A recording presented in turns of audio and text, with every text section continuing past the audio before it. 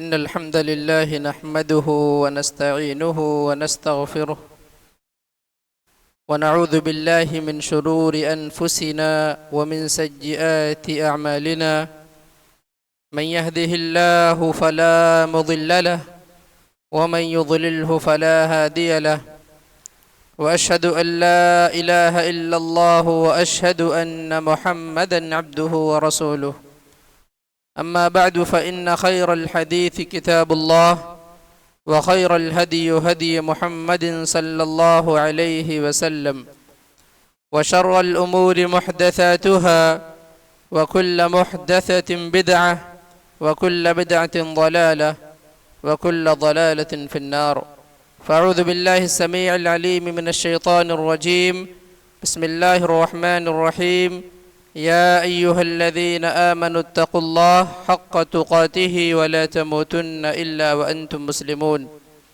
يا أيها الناس اتقوا ربكم الذي خلقكم من نفس واحدة وخلق منها زوجها وبث منهما رجالا كثيرا ونساء واتقوا الله الذي تساءلون به والأرحام إن الله كان عليكم رقيبا يا أيها الذين آمنوا اتقوا الله وقولوا قولا سديدا يصلح لكم أعمالكم ويغفر لكم ذنوبكم ومن يطع الله ورسوله فقد فاز فوزا عظيما. محترم حاضرین جمعہ، عزیز بچوں، بزرگوں اور میری مائیں اور بہنیں، سب سے پہلے اللہ رب العالمین کی ہم حمد و توصیف بیان کرتے ہیں، جو رب العالمین ہمارا پالنہار ہے، پروردگار ہے، ہمارا رب ہے، خالق ہے، رزاق ہے۔ بعدہ درود و سلام پیش ہوں اللہ کے تمام نبیوں پر، بالخصوص ہمارے اور آپ کے آخری نبی جن کا نام نامی اسم گرامی محمد بن عبداللہ صلی اللہ علیہ وسلم ہے۔ میں بیشتر جمعات کے اندر اس بات کی تاکید کرتا ہوں کہ جمعہ کے دن اللہ کے نبی صلی اللہ علیہ وسلم پر درود کا کثرت سے اہتمام ہونا چاہیے۔ وہ انسان جو نبی صلی اللہ علیہ وسلم پر درود بھیجنے کا اہتمام کرتا ہے، ایک درود کے نتیجے میں اللہ تعالیٰ 10 درجات کو بلند کرتا ہے اور بندے کے 10 گناہوں کو معاف کرتا ہے۔ محترم حاضرین، آج ذی القعدہ کی 22 تاریخ ہے۔ ہندوستان و دیگر ممالک سے لوگ بیت اللہ کا قصد کر رہے ہیں اور عن قریب وہ حج بیت اللہ کی سعادت سے سرفراز ہوں گے۔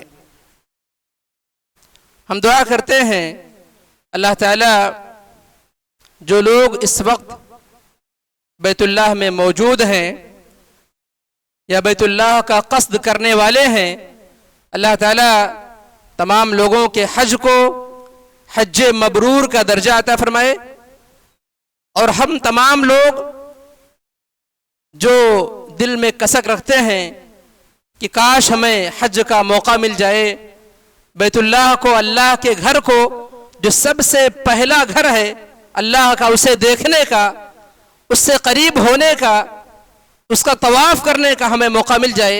ہم دل میں جو کسک رکھتے ہیں، آرزو رکھتے ہیں، تمنا رکھتے ہیں، اللہ تعالی ہم تمام لوگوں کی مراد کو پوری فرمائے، آمین۔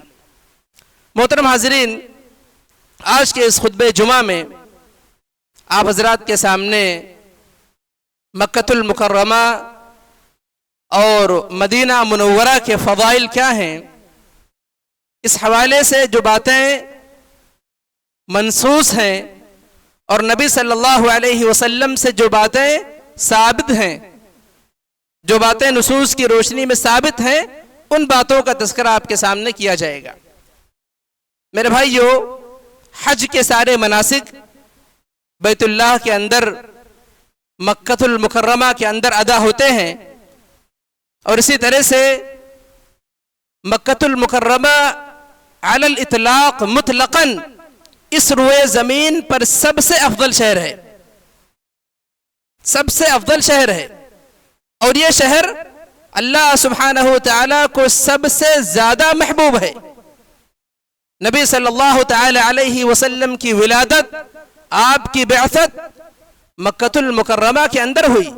نبی صلی اللہ تعالی علیہ وسلم نے عمر کی بیشتر بہاریں اللہ کے نبی صلی اللہ علیہ وسلم نے مکے کے حوالے کر دی۔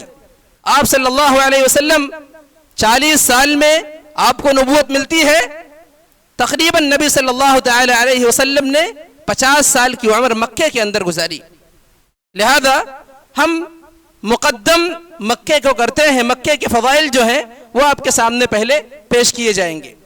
اللہ فرماتا ہے قرآن مقدس کے اندر والتین والزیتون وطور سینین وهذا البلد الامین، اللہ قسم کھاتا ہے انجیر کی اور زیتون کی اور طور سینین کی اور اس امن والے شہر کی۔ مفسرین کا اس بات پر اتفاق ہے کہ بلد امین سے مراد مکہ ہے۔ اس شہر کے اندر جو انسان داخل ہو جاتا ہے وہ انسان مامون ہو جاتا ہے، امن والا ہو جاتا ہے۔ اور اسی طرح سے بعض مفسرین نے، بلکہ مفسرین کی ایک جماعت نے لکھا ہے کہ اللہ سبحانہ وتعالی نے جو قسم کھائی ہے در حقیقت میں یہ 3 مقامات کی قسم ہے، 3 جگہوں کی قسم ہے جہاں سے اللہ سبحانہ وتعالی نے اپنے برگزیدہ پیغمبروں کو مبعوث فرمایا۔ اس کی تفصیل کرتے ہوئے مفسرین فرماتے ہیں والتین والزیتون، والتین والزیتون سے مراد وہ علاقہ ہے جہاں پر انجیر اور زیتون کثرت سے ہوتے ہیں، اور یہ علاقہ شام کا ہے، بیت المقدس یا بیت المقدس کا علاقہ ہے، جہاں سے عیسیٰ علیہ السلام کو اللہ تعالیٰ نے نبی بنا کر بھیجا۔ وطور سینین، طور سینا پر موسیٰ علیہ السلام کو نبوت سے سرفراز کیا گیا۔ وَهَذَا الْبَلَدِ الْأَمِينَ، اور اس امن والے شہر یعنی مکۃ المکرمہ میں نبی آخر الزمان خاتم المرسلین سید الانبیاء علیہ السلام کی ولادت ہوتی ہے، اور آپ صلی اللہ علیہ وسلم کو یہیں سے نبوت کا درجہ ملتا ہے، غار حرا کے اندر۔ اللہ فرماتا ہے لا اقسم بهذا البلد وانت حل بهذا البلد، اللہ تعالیٰ شہر کی قسم کھاتا ہے اور کہتا ہے محمد صلی اللہ علیہ وسلم جس شہر میں آپ مقیم ہیں، نبی صلی اللہ علیہ وسلم مکۃ المکرمہ کے اندر جب مقیم ہوتے ہیں اور جس وقت آپ کی موجودگی ہوتی ہے فتح مکہ کے موقع پر، اس وقت کی طرف اللہ سبحانہ وتعالی نے اس آیت کے اندر اشارہ فرمایا ہے کہ فتح مکہ کے موقع پر نبی صلی اللہ تعالی علیہ وسلم کے لیے مکہ کی سرزمین کو گھنٹے کے لیے، ساعہ کے لیے اللہ تعالیٰ نے حلال کر دیا، ورنہ جب سے اللہ سبحانہ وتعالی نے مکہ کو پیدا فرمایا ہے، زمین و آسمان کی پیدائش کے وقت سے اللہ تعالیٰ نے اس شہر کو حرام قرار دیا ہے، لیکن نبی صلی اللہ علیہ وسلم کے لیے ایک چھوٹے سے لمحے کے لیے، ایک چھوٹی سی مدت کے لیے اس کو حلال قرار دے دیا گیا۔ اس کے بعد نبی صلی اللہ علیہ وسلم فرماتے ہیں کہ قیامت کے لیے مکہ یہ شہر حرام ہی رہے گا۔ اللہ کے نبی صلی اللہ تعالی علیہ وسلم اس شہر سے بہت محبت کرتے تھے۔ عبداللہ بن عدی رضی اللہ تعالی عنہ فرماتے ہیں، یہ روایت مسند احمد، سنن ابن ماجہ، سنن ترمذی کے اندر موجود ہے، شیخ البانی رحمہ اللہ نے روایت کو صحیح کہا ہے۔ فرماتے ہیں سمع النبی صلی اللہ علیہ وسلم یقول وهو واقف بالحذورة فی سوق مکہ، کہ میں نے نبی صلی اللہ علیہ وسلم کو فرماتے ہوئے سنا آپ حذورہ کے مقام پر، جو کہ مکہ کے اندر ایک بازار ہے، وہاں پر اللہ کے نبی صلی اللہ علیہ وسلم، اور اسی طرح سے حذورہ جو ہے مکہ کے اندر ذرا بلندی پر تھا، تو اللہ کے نبی صلی اللہ علیہ وسلم وہاں پر کھڑے ہو کر آپ نے کہا واللہ انکی لخیر ارض اللہ، آپ نے مکہ کو خطاب کیا اور آپ نے کہا اے مکہ تو اللہ کی سرزمینوں میں سب سے بہترین سرزمین ہے، واللہ انکی لخیر ارض اللہ واحب ارض اللہ الی اللہ، اور اللہ کی سرزمینوں میں سب سے زیادہ محبوب سرزمین اللہ کے نزدیک تو ہے۔ فرمایا وَلَوْلَا أَنِّي أُخْرِجْتُ مِنْكِ مَا خَرَجْتُ، اگر مجھے تجھ سے نکالا نہ گیا ہوتا، مجھے مجبور نہ کیا گیا ہوتا تو میں تجھے کبھی نہیں چھوڑتا۔ اللہ کے نبی صلی اللہ تعالی علیہ وسلم پر اور آپ کے ساتھیوں پر بے انتہا ظلم کیا گیا، مکے کے اندر گھاٹی کے اندر محصور کر دیا گیا، نبی صلی اللہ علیہ وسلم کو جان سے مارنے کی کوشش کی گئی۔ یہاں پر جب خطبہ ہوا تھا ہجرت کا پیغام، ہجرت کا پیغام، تو وہاں پر آپ کے سامنے اس کی تفصیل پیش کی گئی تھی۔ اس مجبوری میں اللہ کے نبی صلی اللہ تعالی علیہ وسلم نے مکۃ المکرمہ کو چھوڑا ہے۔ انسان جہاں پیدا ہوتا ہے وہاں سے ایک فطری محبت کرتا ہے، فطری جذبہ انسان کے لیے اس شہر، اس جگہ، اس مسکن سے موجود ہوتا ہے جہاں پر انسان جائے سکونت اختیار کرتا ہے۔ اللہ کے نبی صلی اللہ علیہ وسلم عبداللہ بن عباس رضی اللہ تعالی عنہ فرماتے ہیں قال لمکہ ما اطیبک من بلد، آپ نے فرمایا اے مکہ تو کتنا ہی اچھا شہر ہے، وَأَحَبَّكِ إِلَيَّ، اور تو مجھے کتنا ہی محبوب ہے، وَلَوْلَا أَنَّ قَوْمِ أَخْرَجُونِي مِنْكِ مَا سَكَنْتُ غَيْرَكِ، فرمایا اگر تمہارے قوم کے لوگ یا میری قوم مجھے اس کو چھوڑنے پر مجبور نہ کرتی تو میں مکے کو چھوڑ کر کسی اور جگہ پر سکونت اختیار نہ کرتا۔ یہ جو ہے مکے کی فضیلت کے لیے بہت بڑی دلیل ہے، بہت بڑی دلیل ہے۔ اسی طرح سے مکے کے جو فضائل ہیں، ابراہیم علیہ السلام کی دعا کے اندر جس کو اللہ سبحانہ وتعالی نے ذکر فرمایا ہے وَإِذْ قَالَ إِبْرَاهِيمُ رَبِّ اجْعَلْ هَذَا الْبَلَدَ آمِنًا، اور جب ابراہیم علیہ السلام نے دعا کی کہ اللہ سبحانہ وتعالی اس شہر کو امن و امان والا بنا دے، عبادت کے لیے، بندگی کے لیے یکسوئی ضروری ہے۔ اگر خوف کی حالت ہو، جنگ کی حالت ہو، قتل و خورزے کی حالت ہو تو ایسی صورت میں عبادت میں یکسوئی اور لذت، خشوع و خضوع ساری چیزیں ممکن نہیں ہیں۔ تو ابراہیم علیہ السلام نے دعا کی کہ اللہ سبحانہ وتعالی اس شہر کو امن والا بنا دے، وَجُنُبْنِي وَبَنِيَّ أَن نَعْبُدَ الْأَصْنَامَ، اور مجھے بچانا اور میرے بچوں کو بچانا کہ ہم بتوں کی عبادت کریں۔ لوگ کہتے ہیں کہ مولانا آپ توحید پر بہت بات کرتے ہیں، توحید پر ہم بات نہیں کرتے۔ انبیاء علیہم السلام کو آپ دیکھیں، نبی ہیں، شرک کو مٹانے کے لیے، ختم کرنے کے لیے، اس کا قلع قمع کرنے کے لیے آئے ہیں، ان سے شرک کا صدور ممکن نہیں ہے، اور دعا کرتے ہیں وَجُنُبْنِي وَبَنِيَّ أَن نَعْبُدَ الْأَصْنَامَ، اپنی ذریت کے لیے، اپنے آل و اولاد کے لیے، بیوی بچوں کے لیے، اور خود اپنی ذات کے لیے کتنے فکر مند ہیں۔ فرماتے ہیں اللہ سبحانہ وتعالی مجھے بچانا، اپنی ذات کو سب سے پہلے مقدم کیا، وَبَنِيَّ أَن نَعْبُدَ الْأَصْنَامَ، کہ ہم تیرے علاوہ کسی کو چھوڑ کر، تیرے علاوہ کسی کی عبادت کریں، بتوں کی عبادت کریں۔ اور فرمایا رب انہن اضللن کثیرا من الناس فمن تبعنی فانہ منی ومن عصانی فانک غفور الرحیم، فرمایا کہ اللہ سبحانہ وتعالی ان بتوں نے بہتوں کو گمراہ کر دیا ہے۔ بہت سارے لوگ آج ان کی عبادت کر کے، اللہ کے علاوہ کی عبادت کر کے گمراہی کا شکار ہیں، عقل ہونے کے باوجود ضلالت کے اندر، گمراہی کے اندر پڑے ہوئے ہیں۔ فرمایا لیکن اللہ سبحانہ وتعالی جو میری پیروی کرے گا وہ مجھ سے ہوگا، میری قوم سے ہوگا، میرے طریقے پر ہوگا، اور جو نافرمانی کرے گا فَإِنَّكَ غَفُورٌ الرحیم، تو اللہ سبحانہ وتعالی تو غفور الرحیم ہے۔ ربنا انی اسکنت من ذریتی بواد غیر ذی زرع عند بیتک المحرم، یہ جملہ جو ہے، یہ قرآن کی آیت ابراہیم علیہ السلام نے اس وقت فرمائی تھی جب آپ نے اپنے اہل خانہ کو چھوڑا تھا۔ صحیح بخاری کے اندر امام بخاری رحمہ اللہ نے اس واقعے کو مفصلاً ذکر کیا ہے، مفصلاً ذکر کیا ہے۔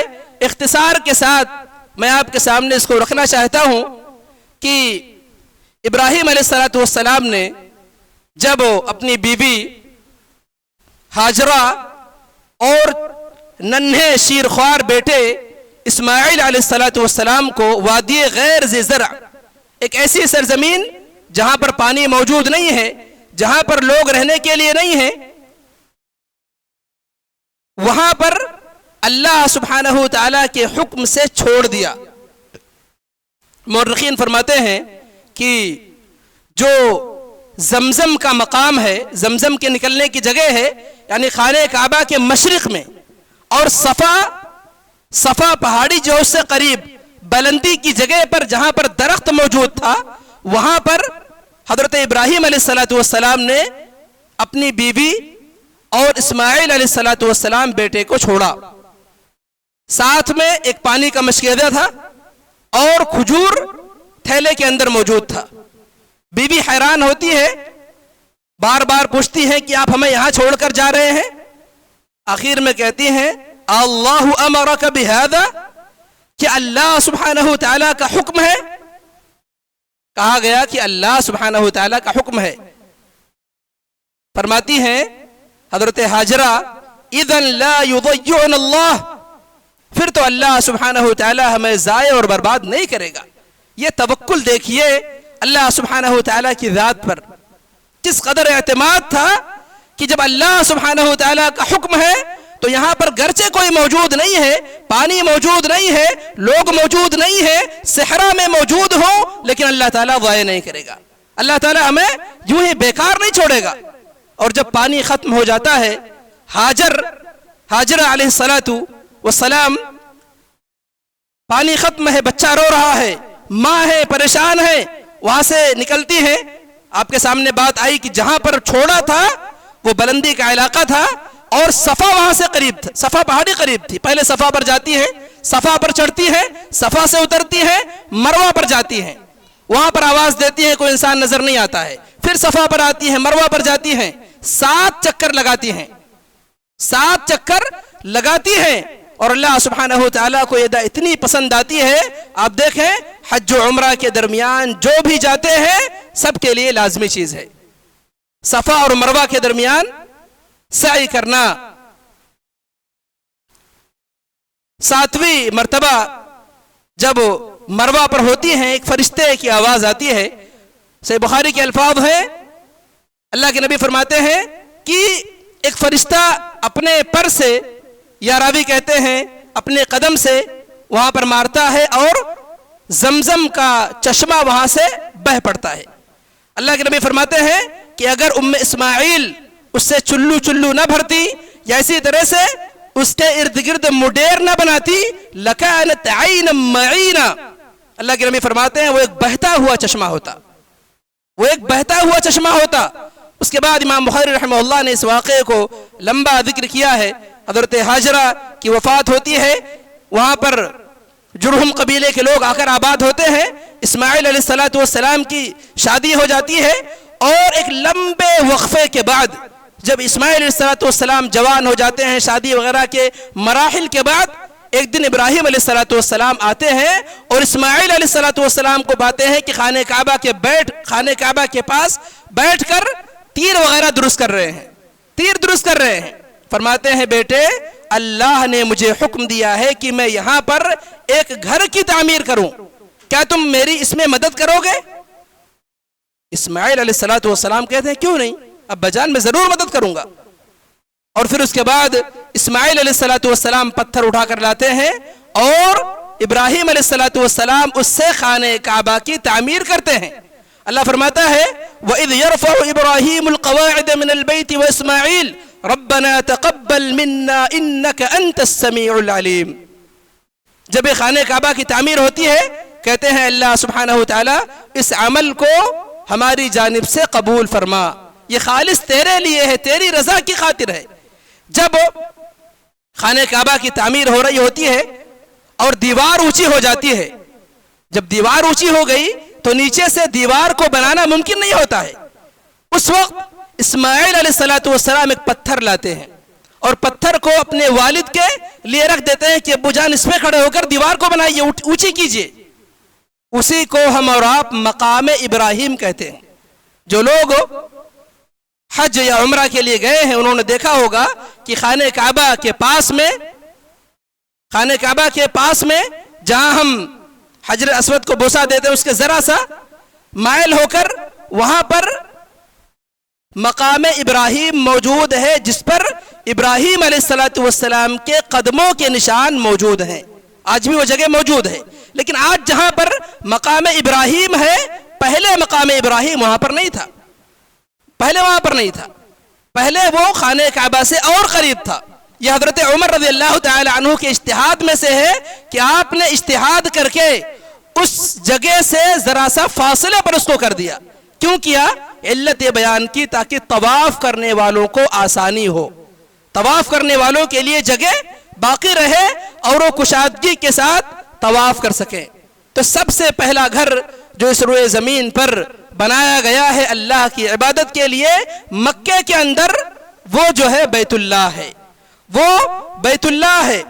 اور جو انسان مکے کے اندر شرارت کا ارادہ کرے گا، اسی طرح سے بغاوت کا ارادہ کرے گا، اسی طرح سے مکے کو، خانہ کعبہ کو نقصان پہنچانے کا ارادہ کرے گا، اللہ فرماتا ہے قرآن مقدس کے اندر نذقہ عذاب علیم، ہم ایسے انسان کو دردناک عذاب سے دوچار کریں گے. اور یہ اللہ کا گھر ہے، اللہ تعالیٰ اس کی قیامت تک حفاظت کرنے والا ہے. الم تر کیف فعل ربک باصحاب الفیل، ہاتھی والوں کا کیا حال ہوا؟ ہاتھی والے آئے تھے، ابرہہ آیا تھا، ایک لمبا لشکر لے کر آیا تھا، وادی محصر تک پہنچا اور وہاں پر عبد المطلب نے کہا کہ ہمارے اونٹ ہمیں واپس کر دو. جس کا گھر ہے وہ اس کی حفاظت کرے گا. اور اللہ سبحانہ وتعالیٰ نے ابابیل کو بھیجا، ان کے چونچ میں، ان کے پنجوں میں کنکر تھے، جس سے اللہ سبحانہ وتعالیٰ نے سارے ایک بڑے لشکر کو اللہ تعالیٰ نے بھوسے کی مانند بنا دیا. قیامت تک رب العالمین اپنے اس گھر کی حفاظت کرنے والا ہے. اسی طرح سے نبی صلی اللہ تعالی علیہ وسلم جب مدینہ آئے، آپ صلی اللہ علیہ وسلم مدینہ آنے کے بعد دیکھتے ہیں کہ مدینے میں ایک وبا پھیلی ہوئی ہے. مدینے میں وبا پھیلی ہوئی ہے. ابو بکر صدیق رضی اللہ تعالی عنہ بیمار ہو جاتے ہیں، بلال رضی اللہ تعالی عنہ بیمار ہو جاتے ہیں. اللہ کے نبی صلی اللہ علیہ وسلم دعا کرتے ہیں، اللہم حبب الینا المدینہ کحبنا مکہ او اشد، اللہم بارک لنا فی صاعنا وفی مدنا. اللہ کے نبی دعا کرتے ہیں کہ اللہ سبحانہ وتعالی ہمارے دلوں میں مدینے کو محبوب بنا دے، مکے کے مثل یا مکے سے زیادہ. اللہ سبحانہ وتعالی مدینے کے صاع میں، مدینے کے مد میں ایک پیمانہ ہے. اللہ کے نبی دعا فرماتے ہیں، اناج کا پیمانہ ہے کہ اللہ سبحانہ وتعالی اس میں برکت عطا فرما. نبی صلی اللہ تعالی علیہ وسلم سے بخاری کے الفاظ ہیں کہ اللہ کے نبی جب سفر سے واپس ہوتے اور مدینے کی دیواریں آپ کو نظر آتی، مدینے کی سرحدیں نظر آتی، اللہ کے نبی صلی اللہ علیہ وسلم اپنی سواری کو تیز کر دیتے تھے، اپنی سواری کو تیز کر دیتے تھے تاکہ مدینہ ہم جلدی پہنچ جائیں. اشتیاق کا عالم تھا، یہ جذبہ تھا محبت کا، ایثار کا. اللہ کے نبی صلی اللہ علیہ وسلم فرماتے ہیں مدینے کے اندر ایک پہاڑ ہے، جبل یحبنا ونحبہ، ایک پہاڑ ہے جس سے ہم محبت کرتے ہیں اور وہ پہاڑ ہم سے محبت کرتا ہے. اللہ کے نبی صلی اللہ علیہ وسلم نے اس پہاڑ کا نام احد بتلایا. احد پہاڑ یہ ہم سے محبت کرتا ہے اور ہم اس سے محبت کرتے ہیں. نبی صلی اللہ تعالی علیہ وسلم فرماتے ہیں ان ابراہیم حرم مکہ ودعا لأہلها وانی حرمت المدینة كما حرم ابراہیم مکہ وانی دعوت فی صاعها ومدها بمثل ما دعا به ابراہیم علیہ السلام. فرماتے ہیں کہ ابراہیم علیہ السلام نے مکہ کو حرمت والا قرار دیا، میں مدینے کو حرمت والا حرام قرار دیتا ہوں. اور جس طرح سے ابراہیم علیہ السلام نے مکہ کے لیے، اہل مکہ کے لیے اس میں برکت کی دعا کی ہے، میں اللہ سبحانہ وتعالی سے مدینہ کے لیے، اہل مدینہ کے لیے 2 گنا بمثل ما دعا به ابراہیم علیہ السلام. اس سے شارحین نے لکھا ہے کہ مدینے کے اندر مکے سے زیادہ برکت موجود ہے، کیونکہ اللہ کے نبی صلی اللہ تعالی علیہ وسلم نے مدینے کے لیے 2 گنا برکت کی دعا فرمائی ہے. اسی طرح سے اللہ کے نبی صلی اللہ تعالی علیہ وسلم نے مدینے میں رہائش کی فضیلت بیان فرمائی ہے. اللہ کے نبی فرماتے ہیں والمدینۃ خیر لہم لو کانوا یعلمون، مدینہ ہمیشہ لوگوں کے لیے بہتر ہے اگر لوگ جان سکیں۔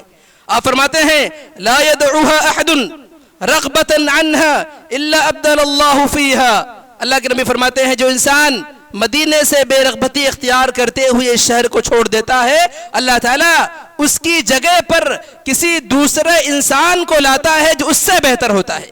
اور جو انسان مدینے کے اندر فقر تنگ دستی کی حالت میں صبر کرتا ہے، صحیح مسلم کے الفاظ ہیں، اللہ کے نبی فرماتے ہیں الا كنت له شفیعا او شہیدا یوم القیامہ، قیامت کے دن میں اس کی شفاعت کروں گا یا اس کے حق میں گواہی دوں گا۔ کتنی بڑی فضیلت ہے مدینہ منورہ کے اندر رہائش کی۔ اسی طرح سے مدینہ منورہ کے اندر موت آنے کی فضیلت موجود ہے۔ اللہ کے نبی صلی اللہ تعالی علیہ وسلم فرماتے ہیں، مسند احمد، سنن ترمذی اور اسی طرح سے ابن ماجہ کے اندر روایت موجود ہے، من استطاع ان يموت بالمدینہ فلیفعل فانی اشفع لمن يموت فیہا۔ اللہ کے نبی فرماتے ہیں جو انسان مدینے کے اندر وفات پا سکے تو اسے چاہیے کہ وہ مدینے کے اندر وفات پائے۔ اس کا یہ مطلب نہیں ہے کہ انسان جا کے وہاں خودکشی کر لے، حرام موت مر جائے، اس کا یہ مطلب نہیں ہے۔ جو انسان وسعت پائے، طاقت پائے، مدینے کے اندر سکونت اختیار کر سکے اپنے اخیر عمر میں، جس میں غالب گمان ہوتا ہے کہ انسان اس دنیا سے چلا جاتا ہے، طبعی موت اگر انسان وہاں پا سکے، اللہ کے نبی صلی اللہ علیہ وسلم نے فضیلت بیان کی ہے، میں ان سے انسان کے لیے شفاعت کروں گا۔ عمر بن خطاب رضی اللہ تعالی عنہ کے بارے میں آتا ہے، صحیح بخاری کے الفاظ ہیں، آپ فرمایا کرتے تھے اللہم ارزقنی شہادتا فی سبیلک وجعل موتی فی بلد رسولک۔ آپ فرماتے تھے کہ اللہ سبحانہ تعالی مجھے اپنے راستے میں شہادت کی موت نصیب فرما، وجعل موتی فی بلد رسولک، اور اپنے رسول صلی اللہ علیہ وسلم کے شہر میں میری وفات فرما۔ اسی طرح سے ایک اور فضیلت جو ثابت ہے، اللہ کے نبی فرماتے ہیں اللہم اغفر لأہل بقیع الغرقد، اللہ سبحانہ تعالی اہل بقیع غرقد، جس کو لوگ جنت البقیع کہتے ہیں جو کہ درست نہیں ہے، اصل اس کا نام بقیع الغرقد ہے۔ اللہ کے نبی فرماتے ہیں کہ اللہ سبحانہ تعالی اس کے اندر جو لوگ مدفون ہیں، اللہ کے نبی صلی اللہ علیہ وسلم نے ان کے لیے دعا فرمائی ہے، اور یہ دعا نبی صلی اللہ تعالی علیہ وسلم کے زمانے سے لے کر قیامت تک جو لوگ اس کے اندر دفن ہونے والے ہیں سب کے لیے دعا عام ہے۔ اللہ کے نبی صلی اللہ علیہ وسلم کی یہ دعا سب کو شامل ہے، اہل مدینہ کے ساتھ یا اسی طرح سے مدینہ میں جو انسان برائی کو، فساد کو، شر کو، جدل کو عام کرتا ہے یا ان کے اہل کے ساتھ برائی کا ارادہ کرتا ہے، صحیح مسلم کے الفاظ ہیں، اللہ کے نبی فرماتے ہیں من اراد اہل المدینہ بسوء اذابہ اللہ، جو اہل مدینہ کے ساتھ برائی کا ارادہ کرتا ہے اللہ تعالیٰ اسے پگھلا دے گا، کما یذوق الملح فی الماء، جس طرح سے پانی کے اندر نمک گھل جاتا ہے۔ اور اسی طرح سے اللہ کے نبی فرماتے ہیں من احدث فیہا حدثا فعلیہ لعنت اللہ والملائکۃ والناس اجمعین لا يقبل اللہ منہ صرفا ولا عدلا، جو انسان اس کے اندر برائی کا ارادہ کرتا ہے اللہ تعالی کی لعنت ہے، ملائکہ کی لعنت ہے، تمام لوگوں کی لعنت ہے، اور ایسے انسان کے فرض اور نفل یعنی کسی بھی عمل کو اللہ تعالی قبول نہیں کرے گا۔ اسی طرح سے اہل مدینہ کے فضائل میں سے ہے کہ مدینہ کے اندر طاعون داخل نہیں ہو سکتا، مدینہ کے اندر طاعون جو بیماری ہے وہ داخل نہیں ہو سکتی، دجال مدینہ کے اندر داخل نہیں ہوگا۔ اللہ کے نبی صلی اللہ علیہ وسلم فرماتے ہیں علی انقاب المدینہ ملائکۃ لا يدخلها الا الطاعون لا يدخلها الطاعون ولا الدجال، اللہ کے نبی فرماتے ہیں کہ مدینہ کے راستوں پر، دروازوں پر ملائکہ مقرر ہیں، فرشتے مقرر ہیں جو مدینے کی حفاظت کرتے ہیں، مدینے کے اندر طاعون اور اسی طرح سے دجال مدینے کے اندر داخل نہیں ہوگا۔ جو باتیں روایتوں سے ثابت ہیں، دجال جرف کے مقام تک آئے گا، جرف ایک مقام ہے جو مدینہ سے لگا ہوا ایک پہاڑی ہے، وہاں تک آئے گا لیکن وہ مدینہ کے اندر داخل نہیں ہو سکے گا۔ اسی طرح سے اللہ کے نبی صلی اللہ تعالی علیہ وسلم فرماتے ہیں کہ 3 مسجدیں ہیں جن کی طرف انسان سفر کر سکتا ہے. 3 مسجدیں، اس میں اللہ کے نبی صلی اللہ علیہ وسلم نے مسجد حرام کو رکھا ہے، مسجد اقصیٰ کو رکھا ہے اور مسجد نبوی کو رکھا ہے. اس کے علاوہ کسی اور مساجد کی طرف عبادت کی خاطر، زیارت کی خاطر قصد کرنا جائز اور درست نہیں ہے. اسی طرح سے مسجد حرام کے اندر اگر انسان ایک نماز پڑھتا ہے، ایک نماز پڑھتا ہے، اللہ کے نبی فرماتے ہیں صلاة فی المسجد الحرام افضل من 100,000 صلاة فیما سوا. کتنے نماز کے برابر ہے؟ نبی صلی اللہ علیہ وسلم فرماتے ہیں ایک نماز 1000 2000 نہیں، 1,00,000 نماز کے برابر ہے. ای فی الاجزاء، 1,00,000 نماز کا ثواب بندے کو ملتا ہے. ایک نماز اگر انسان مسجد حرام کے اندر ادا کرتا ہے، اور اگر انسان مسجد نبوی کے اندر ایک نماز پڑھتا ہے، اللہ کے نبی فرماتے ہیں خیر من 1000 صلاة، 1000 نمازوں کا ثواب اس بندے کو ملتا ہے. تو یہ چند باتیں تھیں جو نصوص کی روشنی میں حرمین شریفین کی فضیلت کے حوالے سے آپ حضرات کے سامنے پیش کی گئی ہیں. اللہ رب العالمین سے ہم دعا کرتے ہیں اللہ تعالی ہمیں کتاب و سنت کی باتیں سننے اور اس کے مطابق عمل پیرا ہونے کی توفیق عطا فرمائے. رب العالمین جب تک ہم زندہ ہیں ہمیں ایمان احسان کی حالت پر باقی رکھے، اور جو ہمارا خاتمہ ہو خاتمہ بالخیر ہو. وصلی اللہ علی نبینا محمد وعلی آلہ وصحبہ اجمعین.